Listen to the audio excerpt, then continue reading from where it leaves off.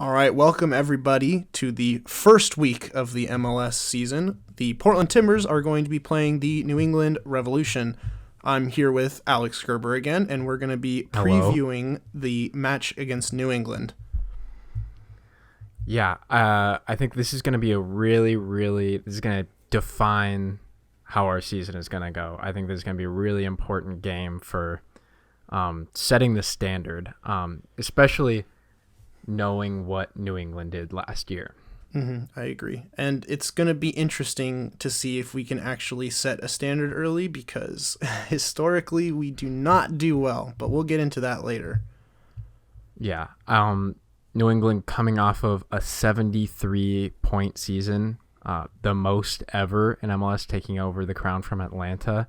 Granted, they do play in the Eastern Conference, and we all know the Eastern Conference is kind of garbage compared to the West.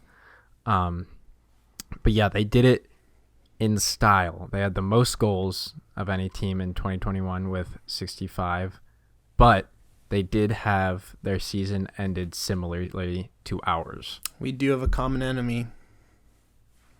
Yeah. NYCFC in penalties. They were able to make at least 3. We only made 2. Pain.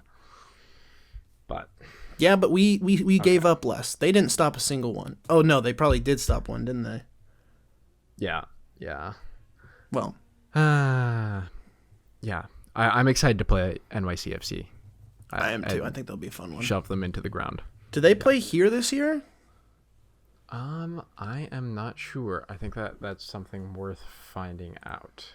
But so what happened big for New England? We all know kind of what happened with Portland over the summer, but what happened over the winter? What happened with New England over the winter? Well, New England, they kind of shopped around in MLS actually. They gave away a couple people to Europe, but Josie Altidore from Toronto, it's kind of big. And then That's big. He's old, but he's a goat. We've got our favorite U.S. international player, Sebastian Lletget from the Los Angeles Galaxy. As much as people in the U.S. Men's national team fandom love to hate him, every single time we say shit about him, he scores. Granted, do his goals mean much? Generally, no. But he does know how to shut up the haters. I think he's a good sign for an MLS team as well. I think he's going to pair up well. Yeah. So I agree. We also who did they get rid of? We're seeing Matt Turner leaving for Arsenal in the summer, but so that's the big one. And then Tajon Buchanan. But he'll be here for our first game, right? Yes, he will be for the game against us. He will be. Yeah. He's not leaving until summer. Tajon Buchanan left for Club Brugge. He is long gone. He's out of here. And then and that's a big miss for him. He was arguably their best player at points in the year. And he kind of owns the U.S., unfortunately.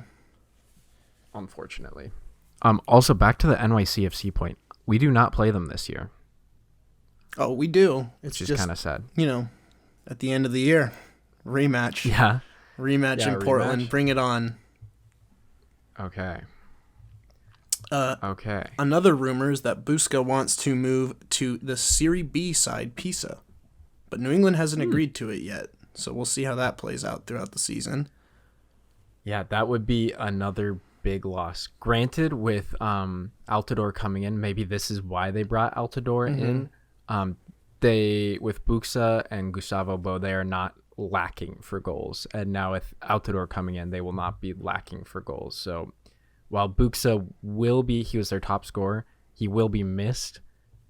I think they'll be just fine without him. I agree.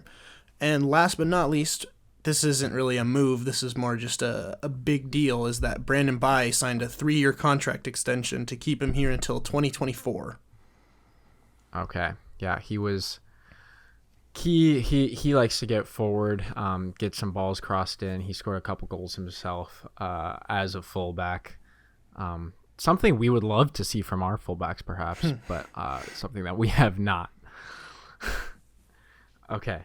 What are some key absences for Portland, on the other hand? Well, okay, before we get into that, I do think this is this is related to that. I think Claudio Bravo has potential to be the most improved player on the Timbers this year. Yeah. Yeah. I mean, he's young. He had bright spots last year, and he had like there were times when we were watching and we're like, damn, that doesn't look like the same Claudio Bravo who makes quite a few silly errors, but I can see him taking a significant step forward. And he's 24 this year. Often a big age for soccer players, coming into like their 25th, 26th, 27th, 28th years when they're peaking. Love to see him take a big step forward. Yeah, I'd love to see him not concede a penalty every 5 minutes, which I don't think he will. I think he's going to take a big step. We'll see. Anyways, moving on. So for Portland, they're going to be missing a couple people.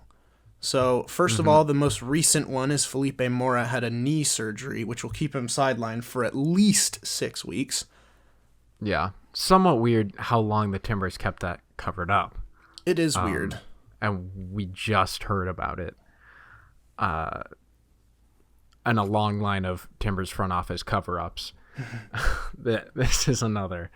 So that probably means that we are going to be relying on Niezgoda, which I'm not too mad about. He is the definition of efficiency, as we saw in the past couple of years. I'd love to see him get a goal in the opener. I think that'd be fun. Okay, who else is going to be gone? Well, another weird one is that they've decided to have, well, it's just kind of unfortunate, but Larry Smabiala and Dario Zuparic are both going to be out for at least another 2 weeks because of a sports hernia surgery that they had about 4 weeks ago. So we're going to see two center backs that did not start last year. So do you think it's interesting that they both had sports hernia surgeries at the do you think the Timbers got like a coupon for it? Maybe. Where like, yeah, buy one, get one free. So they're like, fuck it. Let's just have both of our center backs get this over with right now. Yeah, they like figured that one or both of them would get injured at some point during the year. And they're like, well, let's just do it before the season and just get it over with. Yeah, I bet they got a discount of some sort at OHSU. Probably. They have some deal with them.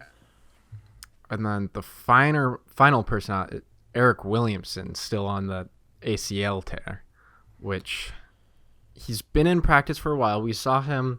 He was entering training at the end of the postseason last year. So I think he will be back with the Timbers fairly soon. But I don't think he's going to be starting this game, correct? I don't either. I hope he's back soon. I think above everything else, I don't think he's quite match fit enough yet. Yeah. Yeah, I would say that's probably what's going on. Okay, do we want to go over our projected starting lineups? Sure. Which team do you want to start with? Pick your poison. Okay, let's start with the Timbers. All right. I think we both have Ivacic starting in the back line. I have the Timbers playing a 4-3-2.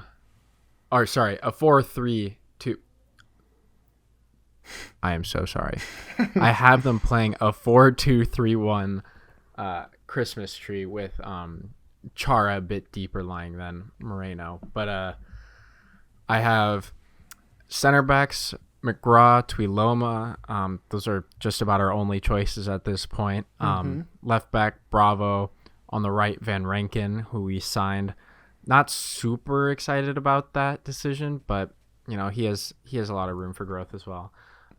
Playing the 6, Chara, of course, and then staggered right above him, Moreno. Hopefully he can be great in transition again between the backline and Chara and the front 4.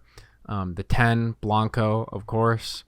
Then I have Asprilla on the left, Chara on the right, and Niezgoda up top. I should say Blanco at the 10 isn't, of course. He could be swapped with Jimmy. But I prefer him in the center, playmaking, having as much of an impact as possible. Okay, John, what do you have? I do also like Blanco in the center. But that being said, we have the same back line, same goalkeeper. but I do have a different midfield and a different attack slightly, but there is some differences. So I've gone for... Who knows if Blanco's going to be playing, to be fair. Exactly. See, I've gone for a 4-2-3-1 with Chara and Paredes being the two center mids. Paredes scored a goal in the preseason. I think he's done enough to keep his spot for now. I think maybe when Williamson comes... Well, when Williamson is back, he'll when be Williamson on the bench. comes, he will be in the lineup. I agree. I think Williamson takes Paredes' spot. On the right, I have Moreno. And then at the 10, I have Chara, Jimmy Chara. The left, Asprilla and Niasgoda on the top. The only reason I don't have Blanco is I don't think he's quite match fit yet because he missed all the preseason games because he was holding out on his contract. So I don't think he's going to be quite ready, but I think Moreno is going to be a good option. I think he's going to get a start. Yeah. I bet Blanco will come in as a sub, a fairly early sub, hopefully. I agree. Yeah. Okay, over to New England. And I think we probably have fairly similar lineups here. The one question is, with the Buxa, Bo, Altidore, having all three of them, the question is who is going to play among those three. I have them playing a 4-4-2 diamond. You could also call it 4-3-1-2, either way, with DeJuan Jones as left back, Kessler and Farrell as the center back duo, and Bai on the right. Polster is playing as a CDM and McNamara on the left. Though those two can be interchangeable. McNamara does play good CDM as well, so you could see Polster drift out to the left and McNamara drop in. And then I have Sebastian Lletget on the right, taking over kind of where Tajon Buchanan was playing, though I think he tends to play much more centrally, where Tajon Buchanan was getting down the wing and crossing balls in from the end line. Lletget will be playing centrally, trying to combine with Heel and Bo. Then I have Carlos Heel as the 10, and then Buxa and Bo continuing the starting 11 from last year as the front two.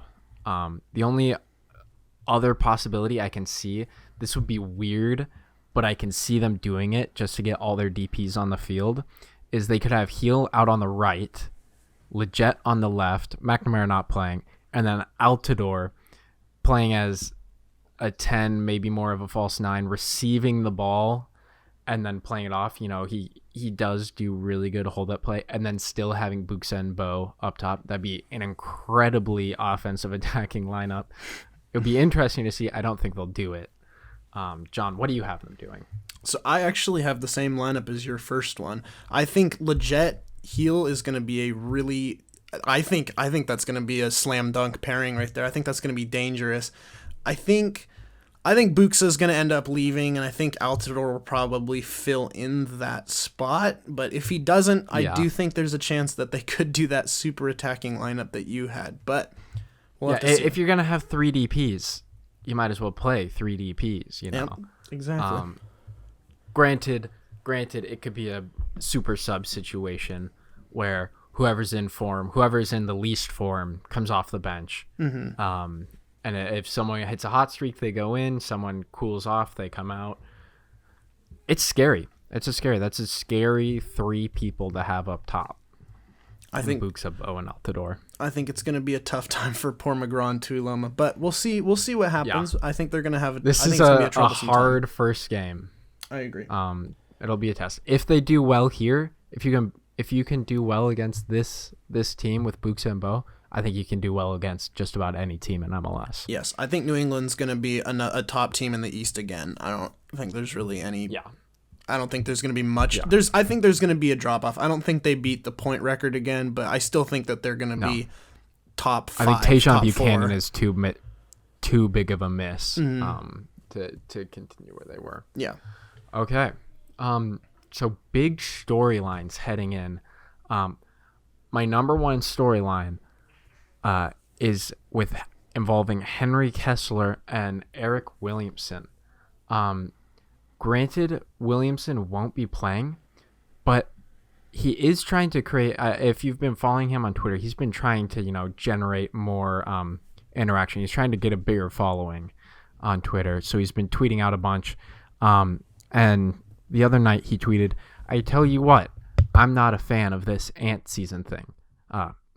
Side note, many Trailblazers fans thought that he was referring to Anthony Simons. I don't think he was. No, but anyway, Henry Kessler, the guy we're about to be playing, who is a premier shithouser. There are great videos of his shithousery on the internet that you should totally go watch. Henry Kessler responds to Eric Williamson with, "Tweets like these won't help you get verified." It's beef. The beef is real. Yeah, like, you can tell Kessler's probably trying to say it in a joking manner, just a little rub at his at another player. But those are the sort of things, if Eric Williamson takes it wrong, if some of the Timbers players takes it wrong, it could start something, especially with a notable shithouser in Henry Kessler. Could be a bench clearing brawl, honestly. I will say, when I saw him say that, I thought he was talking about Anthony Simons for a minute. I was like, are we actually about to do this right now, dude? Like, what's going on? Yeah, you don't want to mess with Anthony Simons.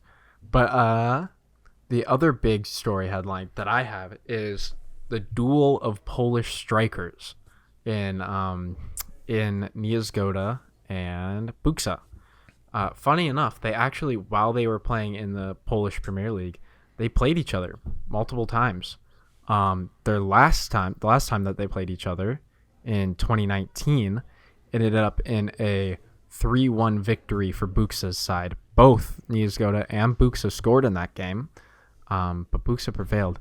Funny enough, those two teams, the Buksa and Niezgoda, were gone by then, but at the end of that season, both those teams played each other in the championship final, where Buksa's team won again. So I'm sure Niezgoda might wanna get a bit of revenge there.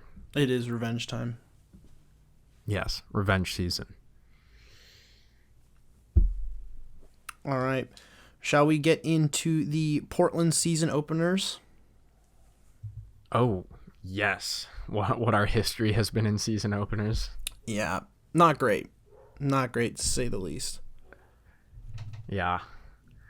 2021, we lost to Vancouver in Utah.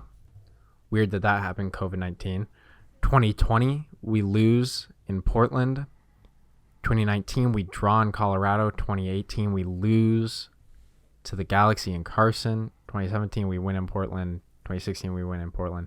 But the past 5 years have not been great. No, and added to that draw in Colorado, that was the Snow Bowl, whatever you want to call it. That game felt like a loss when we drew, because we went up so many times. And I think we gave Shin Yoshiki his first goal when he was like 10 years old, and it was like, are you? We are really good at giving 10-year-olds their first goals. Just miserable. He came on. I'm pretty sure he came on in like the 90th minute and scored in like the 91st, and it was like wonderful. Somewhat similar to Ricardo Pepi, on his way to knock us out. Same thing. Yeah, in the playoffs as well. Same. That was painful. Same pain, different player. Same pain, different player. Okay. What's our overall record versus New England look like? Well, so it's kind of interesting, really. It's a 1-1-7. We haven't beat them since 2015, but they haven't beat us since 2012. And there's just 7 a lot ties. of draws in between there. Yeah. Wow. Yeah. I think the last time we played them, we really should have won, but it was there were 4 minutes of added time, or there was supposed to be 4 minutes of added time, and we were in the 96th minute. And Mabiala gives a slight shirt tug to an New England player. And, of course, he throws himself to the ground. And in the 97th minute, New England scores a bogus penalty to tie up the game. So that should have been a win for us. But I do remember that happening. It is what it is. I do also remember, I think it was the 2019 game. It might have been... No, it was actually... I think it was the 2017 game when Valeri scored that absolute screamer when they failed to clear the ball, and then the defenders kind of just stopped playing, and so he's like, all right, I'll just like volley this while I'm turned around. It was sick. It was awesome. Mm-hmm. Yes. Okay. I think a few notable stats that are worth mentioning as we go into the season. Last year, with our 2 starting center backs for the majority of the season, we had the most expected goals conceded at 61.1 of any team by a bit of a margin. Nice. We had the second most penalties conceded at 8, only behind Dallas, who had 10. Whereas, I mean, on the back half, we did have a lot of chances created. We were both New England and Portland were top 4 in big chances created. And both were top 5 in total goals. But New England was significantly more stingy, and you see that in the team's records. Yep. So hopefully we can turn that around, but given our starting back line, it's probably going to be a high scoring game. I do think I'm pretty hesitant about this one. The other thing is our set piece defending last year was just abysmally awful. Yes, that it was. All right, okay, so John, what's your final segment? Well, before we get into that, I'm just wondering, what do you think? What's your prediction for this game? Oh, like a final score prediction? Mm-hmm. I'm thinking, I would love to be nice to Portland, but if I'm gonna be completely honest, if I'm gonna be unbiased and completely honest, I think it's gonna be like 3-1. Buxa gets a brace, and Bo. Actually, no. It's gonna be Buxa scores 1, Bo scores 1, Leggett scores 1, and Niezgoda scores 1. If Leggett scores, I'm gonna send myself. He always does. He scores whenever you really don't want him to. I do agree. I think we're gonna lose 3-1. I love McGraw and Tuiloma. I just don't know if they're gonna, be enough to stop the best team in the East from last year. I think we lose pretty badly. I would love for them to prove us wrong, though. Oh, I would too. There's just not much that I've seen that makes me think. No, I would hate for them to prove us wrong. I am putting my ego on the line. I want the Timbers to lose, so my prediction is correct. Same. Exactly. All right, and so last but not least, we have our cage fights.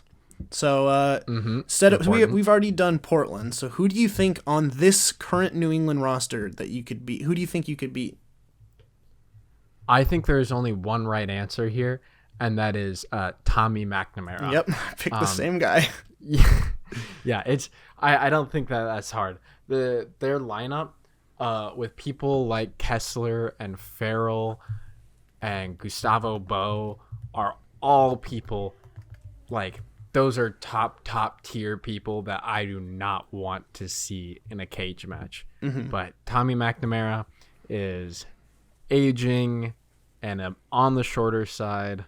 Granted, he does have a bit of Chara-esque feistiness in him. He does. But just the sheer size difference between him and some of the other players and his age, I think that's my best match in a cage match. I also put Tommy McNamara. I think you've pretty much covered all that I was going to say. He's kind of older. He's shorter. The one thing I thought, but I'm looking at this picture of him on their most current roster picture, is he used to have long hair, and I was like, oh, well, I'll just bring back the hair pulling point, but looks like he's got a haircut, so that's not relevant anymore. He's very Ned Grabavoy-esque in my mind. Yeah, well, I mean, yeah. They share the same space in my mind. Yeah, you know how there's the Bill Clinton cell? Have you heard about the Bill Clinton cell? The what? There's a specific neuron in the brain that scientists have been able to locate that gets turned on whenever you see Bill Clinton. A lot of really complicated neuroscience goes into that. But generally, it just says, like, there are, within the trillions of neurons in your brain, there are specific cells that recognize specific people. And I'm fairly certain I have one cell that goes for Ned Grabavoy and Tommy McNamara, and it's the same cell in my brain. They do. I mean, even like just looking at the hair, they've got the same kind of headband. They go with that thin headband look. Mm-hmm. So who wins between the two Squat of white them? boys. See, now there's a question that's worth asking. Who wins between Ned Grabavoy and Tommy McNamara? Let's see. Ned Grabavoy was I what, go Tommy 5'7"? McNamara. I go Tommy McNamara. I think he's just a bit feistier. Yeah, I mean, they're like the same person. It's just that McNamara is a bit bigger. So yeah, I think Ned Grabavoy loses. Yeah, but I think that's a great match, and I would pay pay-per-view. You know, if that's on pay-per-view, I watch that. I pay for it. Yeah. $60. Yeah. If Logan Paul can get a boxing fight, then these two guys should be able to get one easily.